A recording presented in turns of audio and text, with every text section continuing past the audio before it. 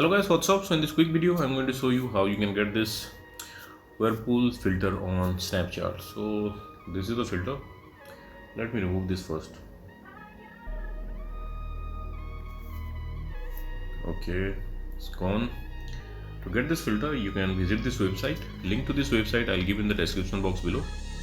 Here in this website you will see the snapcode for this filter. If you are browsing this website in your laptop or PC, you can scan the snapcode with your Snapchat mobile app. And if you are browsing this website in your mobile, just tap on the snapcode and open it with Snapchat. Now in Snapchat you will see this pop-up, unlock for 48 hours. Tap there and you got the filter.